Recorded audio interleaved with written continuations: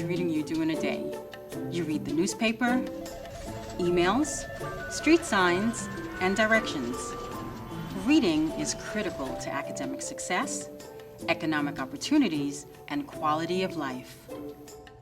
Alarmingly, research has demonstrated that a first grader who is a poor reader at the end of the school year has an 88% chance of remaining a poor reader at the end of fourth grade. Subsequently, there is a 74% probability of a poor reader at the end of fourth grade remaining a poor reader throughout his or her academic career. That's why your role is so vital. You will help young learners get on the road to reading success. Welcome, my name is Vanessa. In 3 videos, you'll learn about 3 foundational literacy skills: oral language, phonological awareness, and letter recognition. Before we begin, make sure that you have downloaded the handout. Let's begin. There are 2 components of reading: decoding and language comprehension.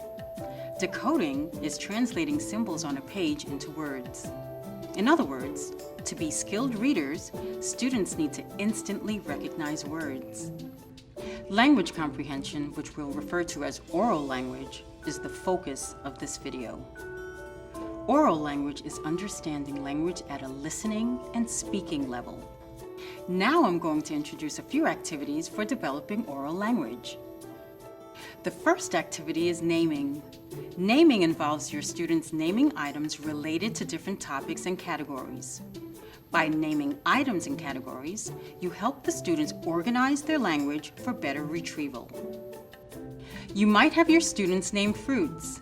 For example, have them name fruits that are red, fruits that are green, and fruits that are yellow. Your students could name fruits that are big and round, and fruits that are small and round. You want to keep the naming brisk. If your students can't name many items in a category, you name some items and have them repeat as many as they can remember. Choose a topic for naming that coordinates with the book you're reading with your students. Let's name some berries.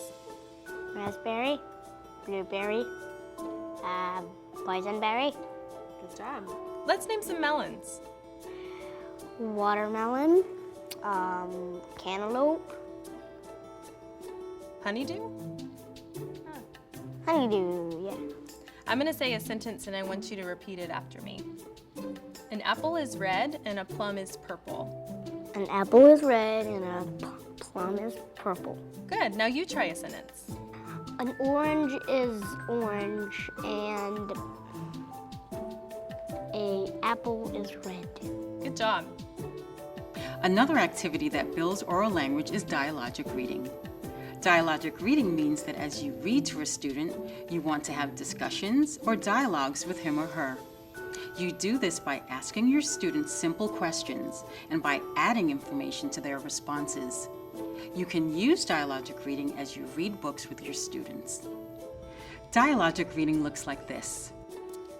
Do you know what this book is about? A bug. A bug? Yeah, actually a caterpillar. Have you ever heard of a caterpillar? What is it? It's a bug that's hairy You're right, it's hairy and it's really long. and it has 6 feet and 12 eyes.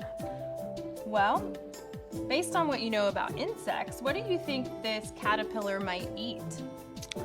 Leaves, Maybe some leaves? So he might see other things other than leaves that he wants to eat. What else do you think he might eat besides leaves? like berries. Maybe some berries too. So what do you think this story is about, or what did you learn about it? It's hairy, it's long, it has 6 legs and 12 eyes. All right, good job. Yes, success. Here's a mnemonic to help you remember the steps. Peer, P-E-E-R. P is for prompt. E is for evaluate. The second E is for extend. R is for repeat. Students in the early grades need a strong oral language base so they can understand the words they are reading. In short, the value of oral language development is priceless.